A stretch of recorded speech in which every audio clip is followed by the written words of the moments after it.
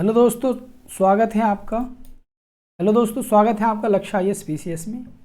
और दोस्तों, आज हम जो टॉपिक पढ़ेंगे, लोकतंत्रात्मक शासन प्रणाली के मुख्य रूप। उसमें हम पढ़ेंगे अध्यक्ष शासन प्रणाली को पढ़ेंगे और एक संसदीय शासन प्रणाली को पढ़ेंगे। अध्यक्ष शासन प्रणाली की मैं बात करूं तो जो राष्ट्र का जो अध्यक्ष है और सरकार मतलब राज्य का जो प्रमुख है और सरकार का प्रमुख दोनों एक ही व्यक्ति होता है, जिसे राष्ट्रपति बोला जाता है। और यही राज्य का वास्तविक संस्थापक भी होता है। संस्थापक कह रहा हूँ, यही राज्य का वास्तविक प्रमुख भी होता है। और सरकार की शक्ति और राज्य का प्रमुख होने के नाते एक ही व्यक्ति जो है सारे जो कर्तव्य हैं उनका निर्वहन कर रहा होता है। इसका जो एग्जाम्पल है वो सबसे एग्जाम्पल यूके और फ्रांस USA और फ्रांस, ठीक है नहीं। तो वहीं अगर संसदीय प्रणाली की मैं बात करूं तो संसदीय प्रणाली में जो राज्य का प्रमुख और सरकार का प्रमुख दोनों अलग अलग होते हैं।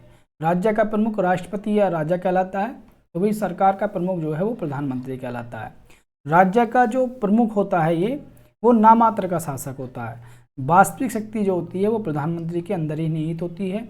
इसके एग्जाम्पल की मैं बात करूँ तो इसके एग्जाम्पल भारत और ब्रिटेन इसके एग्जाम्पल हैं, ठीक है नहीं। तो हमने ये संसदीय शासन प्रणाली और अध्यक्ष शासन प्रणाली में अंतर को जाना, ठीक है। इसी क्रम में थोड़ा सा आगे और बढ़ते हैं।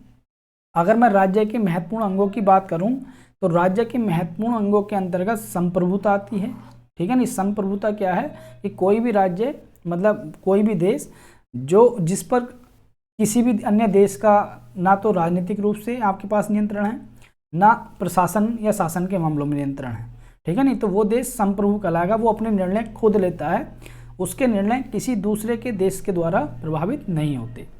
राज्य का जो एक अंग है जनसंख्या, जनसंख्या भी राज्य का अंग है।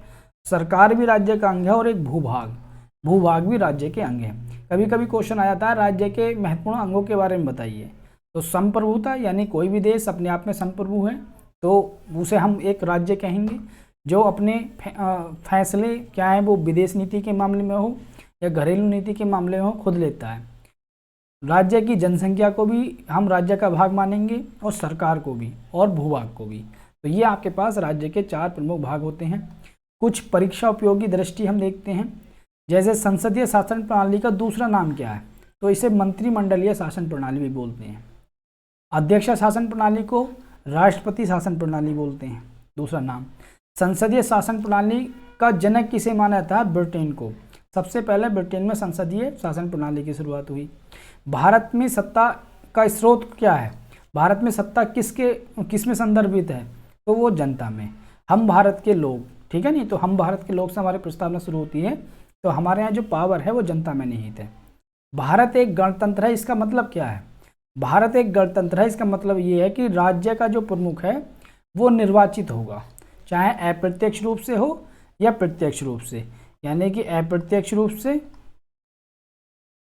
या प्रत्यक्ष रूप से राज्य का प्रमुख जो है वो निर्वाचित होगा। अगर किसी राज्य का प्रमुख निर्वाचित होता है प्रत्यक्ष या अप्रत्यक्ष रूप से, उसे गणतंत्र बोला जाता है। भारत में ऐसा होता है, राष्ट्रपति का जो चुनाव होता है भले ही उसमें जनता पार्टिसिपेट नहीं करती, लेकिन जनता के चुने हुए प्रतिनिधि उसमें पार्टिसिपेट करते हैं। भारतीय संघवाद को सहकारी संघवाद किसने कहा? तो भारतीय संघवाद को जो सहकारी संघवाद है वो G. ऑस्टिन ने कहा, ठीक है नहीं। और भारत को अर्ध संघात्मक राज्य किसने कहा? KC व्हीयर ने, ठीक है नहीं। KC व्हीयर ने आपके पास भारत को अर्ध संघात्मक राज्य कहा। तो ये महत्वपूर्ण आपके पास प्रश्न थे जिन्हें आपको याद रखना है।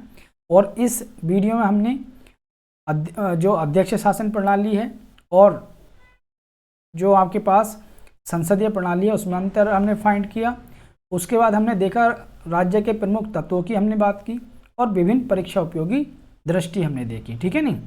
तो आज के वीडियो में दोस्तों केवल इतना ही, और नेक्स्ट टॉपिक के साथ हम मिलते हैं। अगला जो अपना टॉपिक होगा, हम जो कॉन्स्टिट्यूशन में जो अनुसूची दी हुई हैं उन्हें पढ़ेंगे और फिर कॉन्स्टिट्यूशन के भाग को पढ़ेंगे और फिर धीरे धीरे हम कॉन्स्टिट्यूशन में एंटर कर जाएंगे, जिसमें हम नागरिकता का प्रावधान पढ़ेंगे, मूल अधिकारों को पढ़ेंगे वगैरह। सारे टॉपिक मैं आपको कंप्लीट कराऊंगा और टॉपिक वाइज हम पॉलिटी को कंप्लीट करेंगे।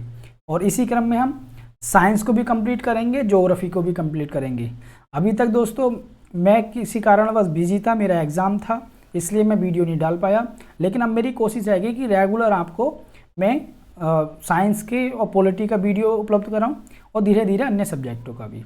इसलिए आप जुड़े रहिए लक्ष्य IAS PCS के साथ और मिलते हैं फिर नेक्स्ट वीडियो में नए टॉपिक के साथ।